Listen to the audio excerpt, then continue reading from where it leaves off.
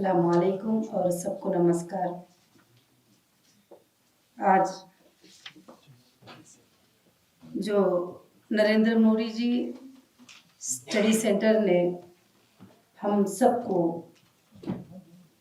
Invitation उनके birthday के ऊपर दिया है और हमारे देश के माननीय प्रधानमंत्री श्री नरेंद्र मोदी जी को तहे दिल से हम सब के तरफ से मुबारकबादी है। और उसके साथ साथ जो उनकी माँ जो हीरा बहन ने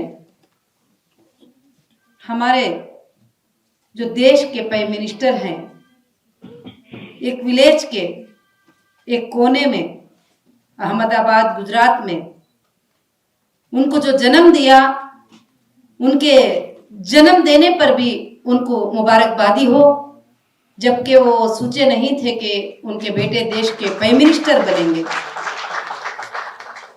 और हमारे देश के प्राइम मिनिस्टर की कुछ बातों ने हमारे दिल को हिलाया है और हमारे दिल को बहुत ज्यादा अट्रैक्ट किए हैं।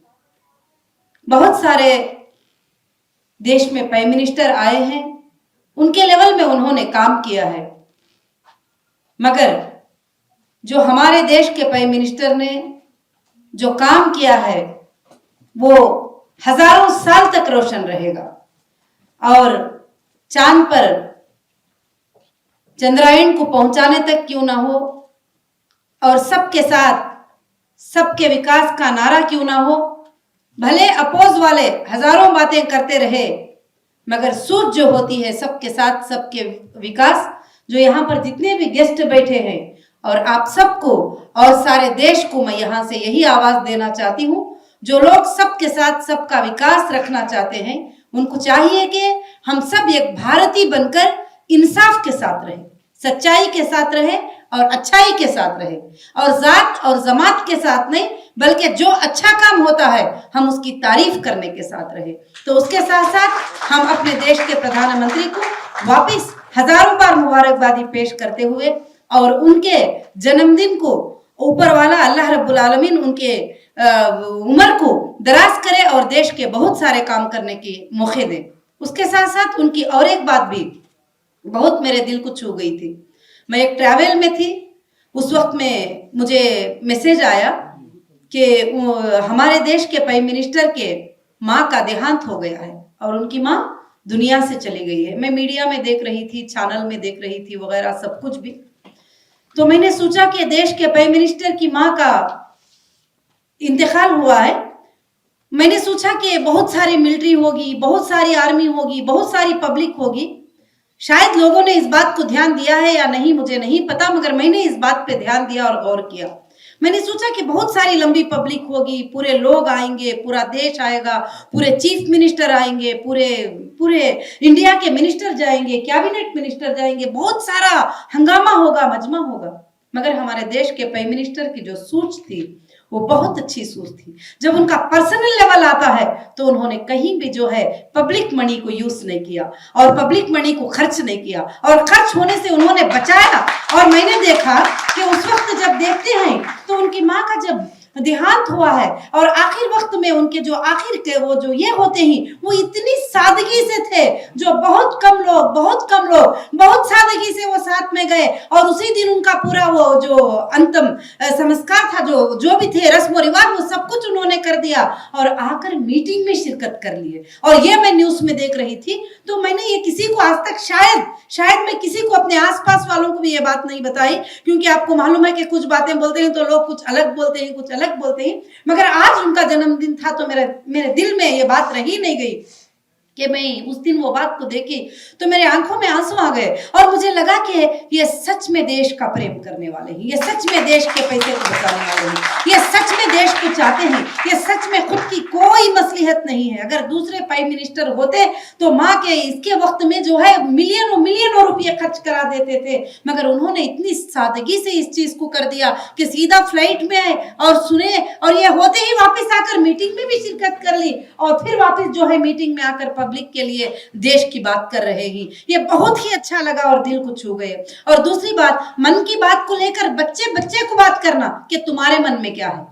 आज लोग तो अलग अलग बातें बनाते ही बातें करते हैं कि उसने जीत गए, ये पार्टी है, ये पार्टी मुसलमान की मदद है, ये पार्टी माइनॉरिटी की है, ये पार्टी मुस्लिम की है, फलाने। तो मैं यहाँ जितने भी लोग बैठे हैं उनको और देश को एक ही मैसेज देना चाहती हूँ, पार्टी को और देश के प्राइम मिनिस्टर को पब्लिक बनाती है और पब्लिक देखती है, पब्लिक सूझती है और पब्लिक के हाथ में ये चीज होती है। इसलिए हम बीच में लड़कर ना मरे इन चीजों को और ना इन चीजों पर ध्यान दे। हम सब एक बनकर चलें, इंसाफ के साथ रहें। भले जो भी इंसान इंसाफ करे उसकी बात करे और सच्चाई के साथ रहे।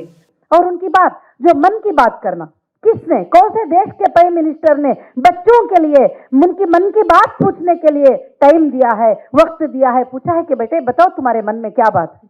तो मगर नरेंद्र मोदी जी ने, हमारे देश के प्राइम मिनिस्टर ने बच्चों को मन की बात पूछकर उनके दिलों को छू लिया और उनसे पूछा, उनसे बात किया कि तुम्हारे मन की क्या बात है।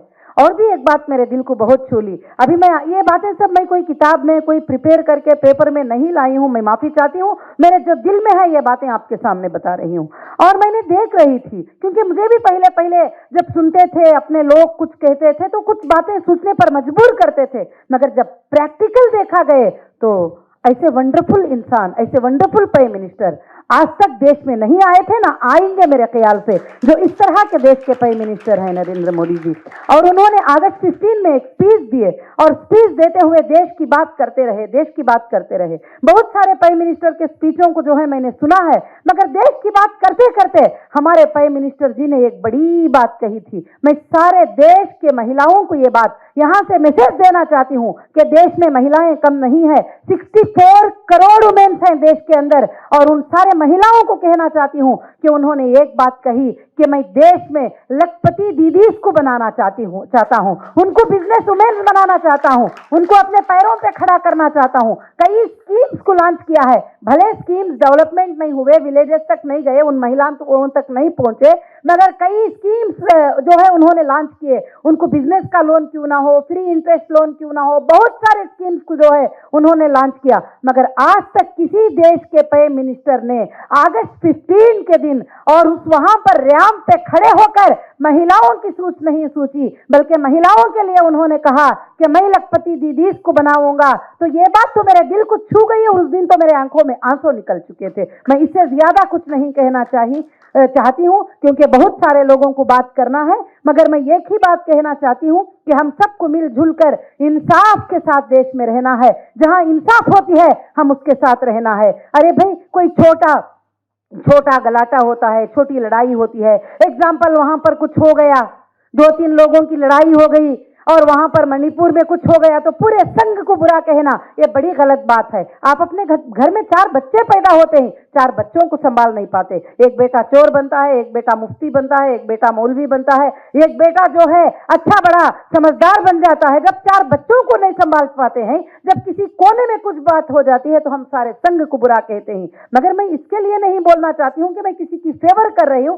आप जस्टिस फॉर ह्यूमैनिटी के लिए काम करें और सबके लिए इंसाफ से सोचें, अपने ऊपर सोचें। सबसे पहले जब हम 4 बच्चों को संभाल नहीं पाते हैं, वहां कहीं पर एक गुनाह हो गया तो पूरे लोगों पर उस गुनाह को थोप दिए। वहां पर कोई एक गलत हो गई, एक ही पार्टी को पकड़कर पूरे लोग वो बोलने लगे। तो इसलिए पार्टियों पर मत जाओ, पॉलिटिकल पार्टियों पर मत जाओ, इंसानियत को सोचो और इंसानियत के ऊपर बात करो। हम भारतीय हैं, हम देशवासी हैं। जहां अच्छी बात होती है, जहां इंसाफ की बात होती है, तो जरूर उनके सपोर्ट में बात करो। वो सपोर्ट में बात करने के लिए कभी भी मत डरो, कुछ नहीं होगा, आप सबके साथ रहो। और मैं फिर से मुबारकबादी पेश करती हूं हमारे देश के प्राइम मिनिस्टर को, और उनकी हयात ऊपर वाला लंबी दे और उन्होंने देश के लिए और भी बहुत ज्यादा काम करें और अच्छे काम करें, और देश के लोगों के लिए, देश के बच्चों के लिए, देश के स्कूल्स के लिए, देश के महिलाओं के लिए, देश के गरीब लोगों के लिए, सबके लिए और भी ज्यादा बड़ा काम करें। और मैं दुआओं के साथ जो है मैं इस बात को खत्म करती हूं। और शुक्रिया मुझे